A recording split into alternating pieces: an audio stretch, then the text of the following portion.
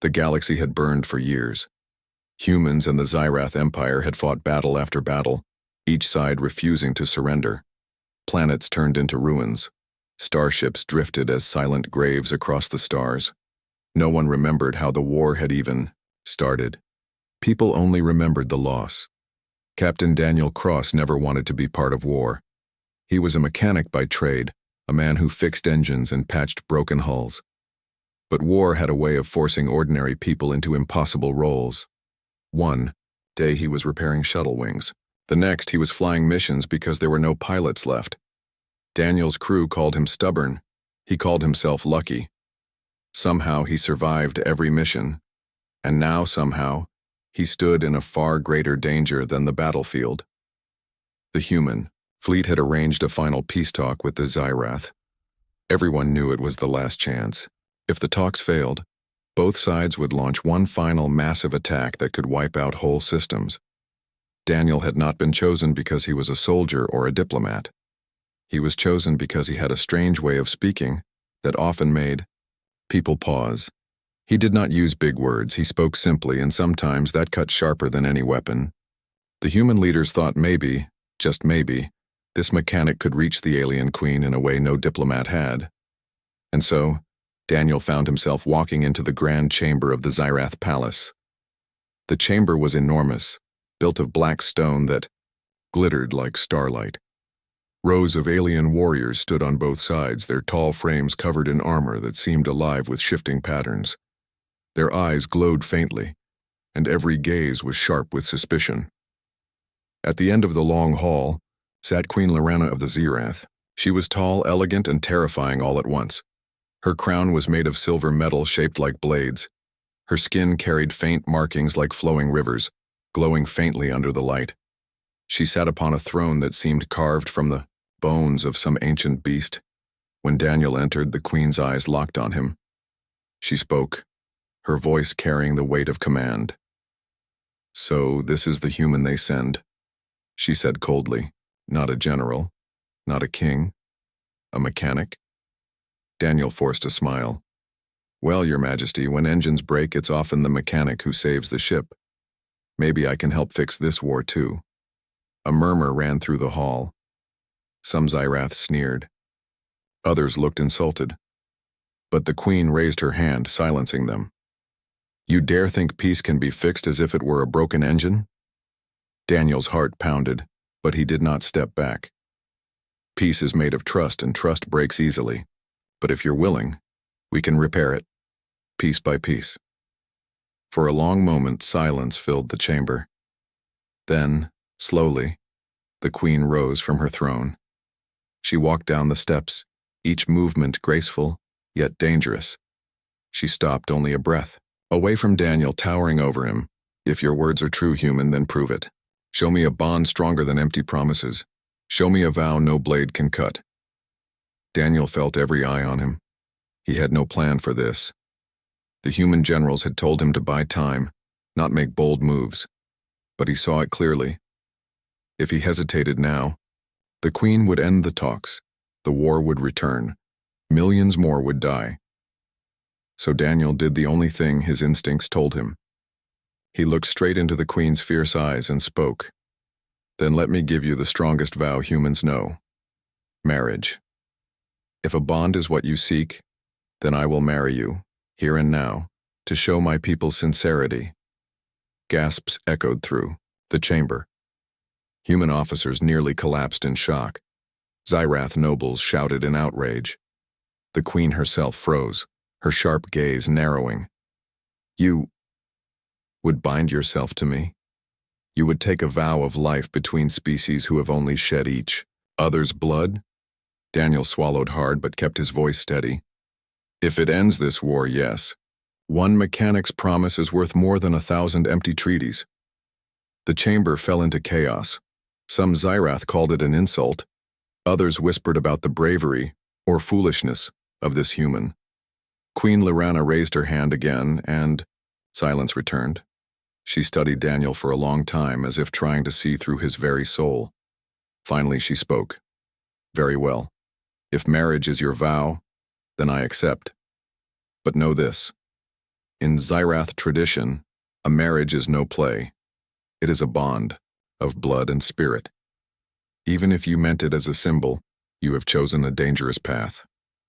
Daniel exhaled, realizing what he had just done. He had walked into peace talks and walked out with an alien queen as his bride. The humans watching were stunned, whispering among themselves. Some thought him a genius who had ended the war with words. Others thought him insane. The Zyrath soldiers bowed their heads to their queen, though their eyes burned with doubt. But one thing was certain. For the first time in decades, the guns had fallen silent. The war was over, ended not by victory, not by defeat, but by the wild, desperate vow of one human mechanic. And though Daniel had spoken in desperation, the queen's final words stayed with him like a shadow. In my world, human marriage is never pretend. Daniel Cross had ended a war with one sentence. He had stood in front of the alien queen and offered marriage as a vow of peace. The words were meant to stop bloodshed, nothing more. Yet now he lived inside the grand palace of Queen Lorana, no longer a soldier, no longer a mechanic, at least not in the way he had been before. The humans back home celebrated him as a hero. News spread across colonies that one man had saved millions of lives by daring to stand before an alien ruler and promise peace. They called him the human consort, the mechanic who ended the war, even the fool who married a queen. But inside the palace, things were not so simple. Daniel woke each day in a chamber that felt more like a cage than a room. The walls were made of crystal stone that glowed faintly, and alien guards stood outside his doors at all times. Every step he took in the palace was watched. Every word he spoke was measured by the queen's advisors, who believed he was a trick, meant to weaken their people. It was supposed to be symbolic, he reminded himself. A pretend marriage, a public display so that war would end. Once things cooled down, the humans would negotiate a real treaty, and Daniel would be allowed to return home. That was what he told himself every night. But deep down, he was not sure anymore. Queen Lorana treated him with a strange mix of coldness and curiosity. She did not laugh, but she often studied him, as if searching for some hidden secret. At their first meal together in the great hall, she sat tall on her throne while Daniel sat beside her at a smaller chair. The hall was filled with Zyrath nobles, their sharp eyes full of judgment. Food was placed before them, strange glowing fruits, meats that shifted colors, drinks that smoked like mist. Daniel stared at the plate. It looked alive. He forced a smile. Is it safe? The queen's lips curved in the faintest hint of amusement. For us, yes. For you, we shall see. The nobles laughed harshly, but Daniel picked up the fork and tasted it anyway. The texture was strange, bitter and sweet at once, but he chewed and swallowed. He raised his cup and said, "Well, if it doesn't kill me, I'll call that a win." Some of the younger nobles chuckled despite themselves. The queen tilted her head, her sharp gaze softening for just a moment. It was in that moment Daniel realized something important. Humor, even clumsy humor, had power here. The aliens were proud, cold, and fierce, but laughter disarmed them in ways swords could not. Still, not everyone was willing to accept him. Whispers filled the halls. Many Zyrath warriors saw him as a weak outsider. Some even suggested the queen had dishonored herself by taking him as consort. Daniel heard the whispers when he walked through the corridors, but he pretended not to notice. He had survived worse things than insults. What surprised him most was how much he had to adapt to their customs. The Zyrath had rituals for everything: walking, into a room, greeting someone, even the way they lifted a cup. Daniel failed at nearly all of them. On his third day, he accidentally bowed when he was supposed to raise his hand. The nobles gasped, and one muttered that humans were unworthy. Instead of shrinking back, Daniel grinned and said, "Well, if I get it wrong enough times, maybe I'll invent a new tradition." To his shock, Queen Lorana actually laughed. It was not loud, but it was real, and the entire hall went silent at the sound. No one dared insult him after that moment, at least not openly. Yet even as Daniel learned to navigate the alien palace, the weight of his promise grew heavier. Late at night, when the halls were quiet, he sat near the window of his chamber and stared at the stars. He thought of Earth, of the workshop where he once worked, of grease-stained hands and engines that hummed after he fixed them. He wondered if he would ever return. But then he thought of the Queen's words. "In my world, marriage is never pretend." Those words haunted him. To her people, this was no act. To them, he was now bound to their queen, bound to their empire. And the Queen herself. She did not act like it was a game. She treated him as something she intended to test, to measure, perhaps even to keep. Days passed, and Daniel faced more than stares. He faced challenges. Nobles arranged small tests. For him, traps meant to show he was unworthy. Once, a warrior invited him to a sparring match, expecting him to fail. Daniel refused weapons, saying, "I fix things, I don't break them." Instead, he tricked the warrior by pulling loose a panel in the arena floor, causing the opponent to stumble. The crowd laughed, and Daniel bowed awkwardly. "Sometimes," he said, "victory is about knowing which screw to loosen." Even the Queen smiled that day. But the more Daniel adapted, the more the Queen. Life inside the Xyrath Palace was never quiet for Daniel Cross. Every day brought new challenges, new eyes watching him, and new expectations he had never imagined. His marriage to Queen Lorana was meant to be symbolic, a way to end the war. But now he found himself living among a people who were fiercely proud, suspicious of humans, and unwilling to accept that a mechanic could earn respect. It began with small tests. The Queen's advisors would arrange little challenges during meals or court sessions. Once they placed a delicate crystal device in front of Daniel and said, "Repair this. If it breaks, the Queen's trust in humans shatters." Daniel frowned at the strange alien mechanism. It was unlike anything he had seen, with spinning gears and glowing liquid flowing through tubes. He didn't panic. Instead, he examined it carefully. Using a combination of human ingenuity and his mechanical knowledge, he found a loose gear and tightened it with a small tool he had carried in his pocket. The device whirred to life. A soft hum filled the room. The Xyrath nobles leaned forward, astonished. Queen Lorana's eyes widened, though she tried to hide it. "Remarkable," she said simply. Word of Daniel's cleverness spread quickly through the palace. The whispers changed from doubt to cautious admiration. Humans, it seemed, had a kind of ingenuity the Xyrath had not expected. They solved problems differently, often in ways that were unpredictable but effective. Daniel noticed how the Queen's glances lingered longer now. She began inviting him to walks in the palace gardens, asking questions about human life, culture, and even humor. Each time, Daniel answered honestly, though carefully. He knew that one wrong word could undo everything. "You laugh often," she said one evening, her eyes reflecting the pale light of the twin moons. "Yet you are surrounded by death and destruction. Why?" Daniel shrugged, picking a glowing fruit from a nearby tree. "Because if we didn't, we'd go mad. Laughing makes the world a little lighter, even when it's heavy." Lorana tilted her head as if measuring his soul. "Perhaps your kind is braver than you appear." But not everyone in the palace appreciated Daniel's growing influence. Some Xyrath nobles saw his cleverness and popularity as a threat. They whispered that the Queen had been fooled by a human trick. Others suggested tests of loyalty, challenges, meant to expose him as unworthy. One morning, Daniel was summoned to the training arena. He expected it to be a simple formal exercise, but when he arrived, he saw a line of Xyrath warriors, each armed with strange weapons designed for strength and speed far beyond human limits. "Show us your loyalty to the Queen," one of the warriors demanded. "Fail and you prove humans are weak and unfit to keep peace." Daniel's stomach tightened. He was no soldier. Yet he remembered what had brought him here. Cleverness, honesty, and courage that came from the heart, not the battlefield. He nodded. "I may not fight as you do, but I will show you another way." The warriors laughed, confident they would embarrass him.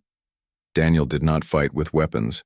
Instead, he observed the arena carefully, noticing small flaws in the floor and structures. As the first warrior charged, Daniel ducked and pushed a loose panel, causing the warrior to stumble. Using speed, timing, and observation, he turned the arena against them, not through strength but through wit. By the end, Daniel had not harmed anyone, but he had outmaneuvered all the warriors. The queen watched silently, her expression unreadable. The nobles who had doubted him were forced to bow their heads in reluctant respect. Later in the palace gardens, Lorana spoke quietly. "You surprise me, human. Others would have used violence. You used your mind instead. That is unusual." Daniel smiled faintly. Sometimes thinking is stronger than fighting.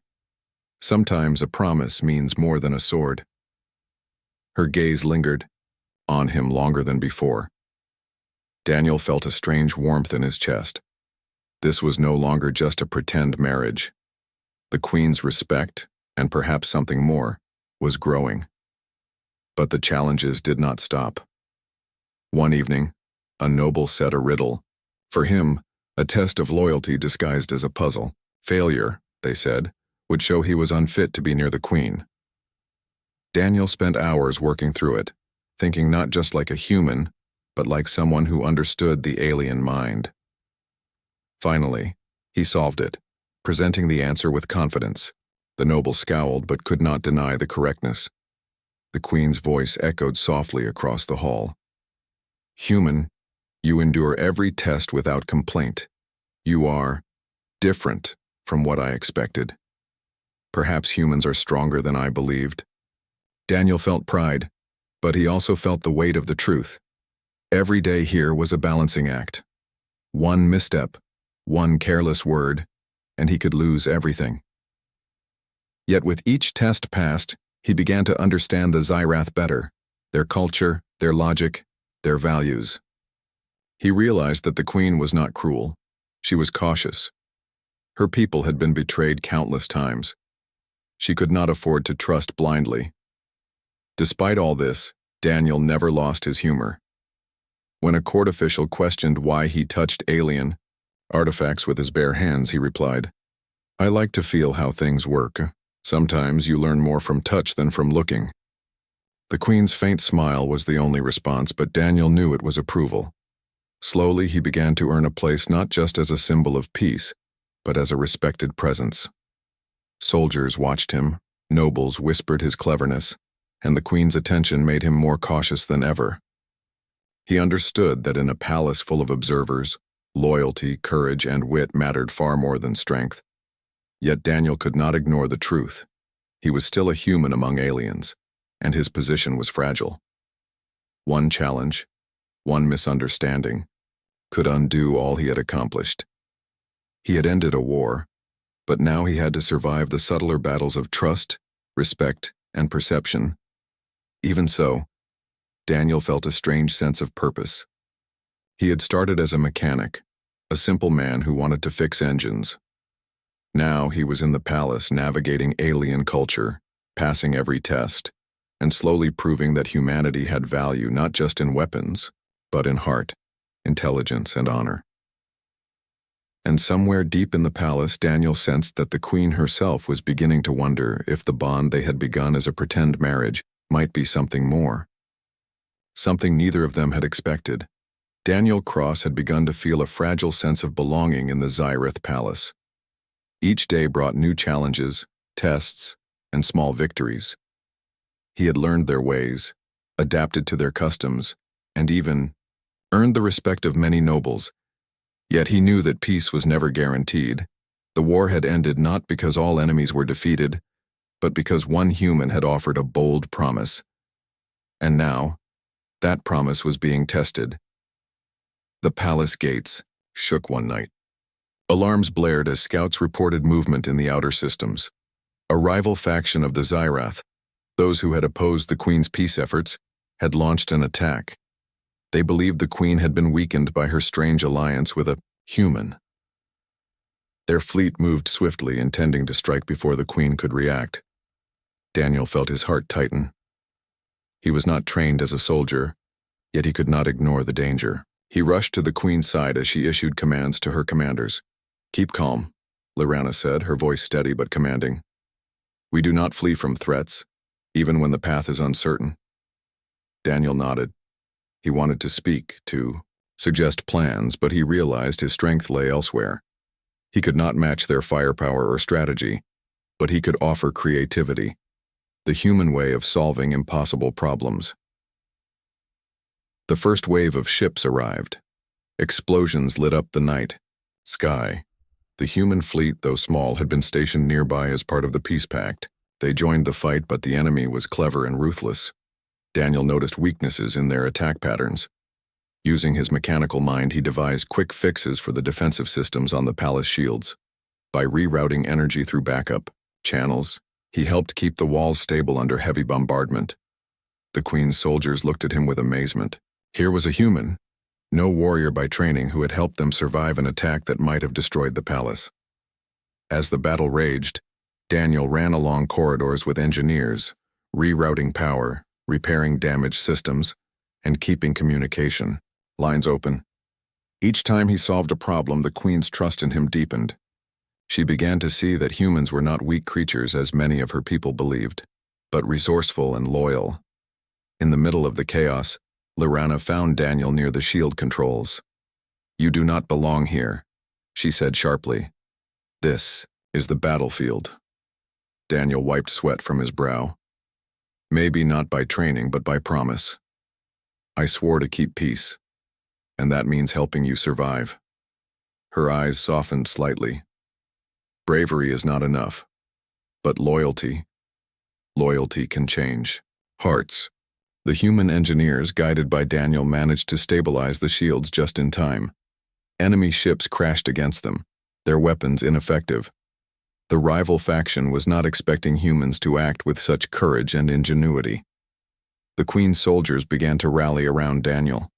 They fought with renewed energy, inspired not by fear but by admiration for the human who risked himself for their survival. The tide of the battle shifted. The rival faction, confident in their strength, found themselves outmatched by unexpected tactics and unwavering loyalty. By dawn, the enemy had retreated. The palace and its people were safe. Daniel stood among the rubble, exhausted but relieved. The Queen approached him, her armor scratched, her expression unreadable.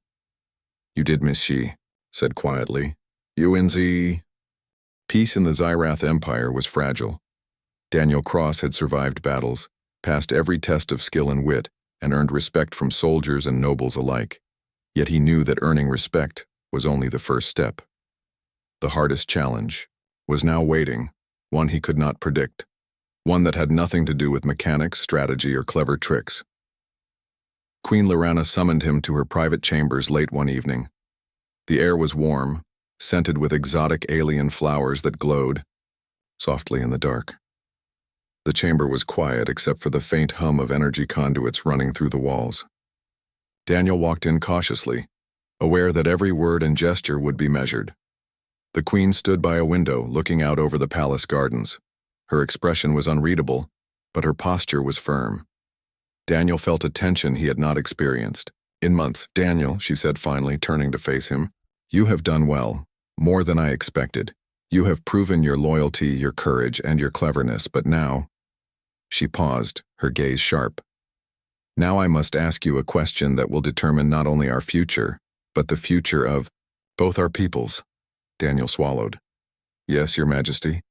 She stepped closer, her eyes locking on his. "In my world, marriage is a lifelong bond, a promise that cannot be broken. You came here to pretend, to secure peace. But I no longer see this as a game. I see a human who has risked everything, who has fought for my people without hesitation.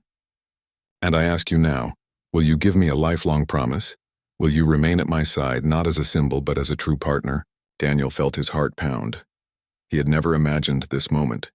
He had entered the palace to save lives, not to pledge himself forever. The weight of her words pressed on him like a gravity he had never known. He thought of Earth, of his family, of the workshop where he had spent his life fixing engines. He thought of the countless soldiers who had died in the war, of humans and aliens alike, and of the promise he had made on a whim to end the bloodshed. And he realized something. His feelings had changed. What had begun as a clever trick, a desperate attempt to stop fighting, had become something more. He began. But words failed him for a moment. I never planned for this. But I swear, Queen Lorana, I have never broken a promise in my life. And I do not intend to start now. Her eyes softened slightly, but she did not smile. A promise is not just words, human. It is action, it is risk, it is sacrifice. Are you willing to do all of this? Daniel nodded. Yes. For peace. For you. For humanity. I give my word. The queen studied him for a long moment, and then, finally, she nodded. Then you are bound to me, not by ceremony alone, but by the weight of your actions. Let the universe witness that humanity can keep its word. Outside the palace, whispers spread like wildfire. Human diplomats had traveled across the stars carrying news of Daniel's bravery. Soldiers and nobles who had doubted him now saw that humans were more than fighters. They were loyal, clever, and brave in ways that few alien races understood. In the following days, Daniel continued to prove himself, not through combat but through wisdom. He mediated disputes among nobles, helped rebuild cities damaged in the previous battles, and offered creative solutions to problems that had long baffled Xyrath engineers.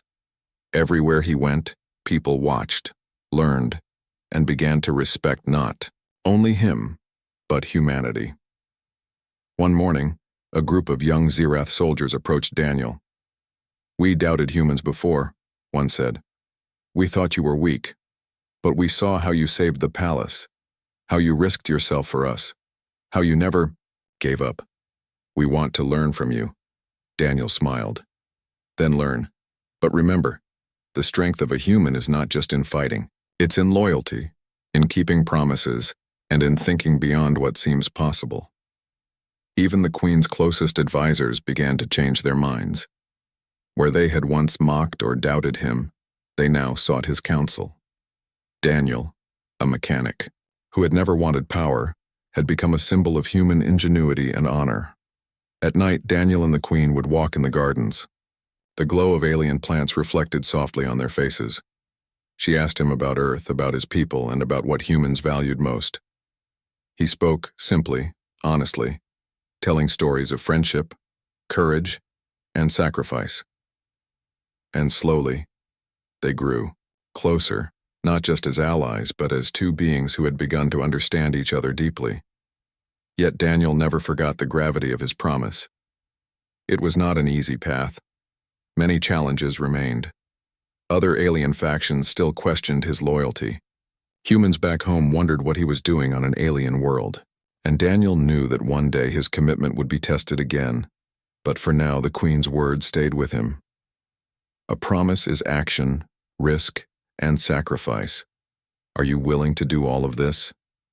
He had answered yes.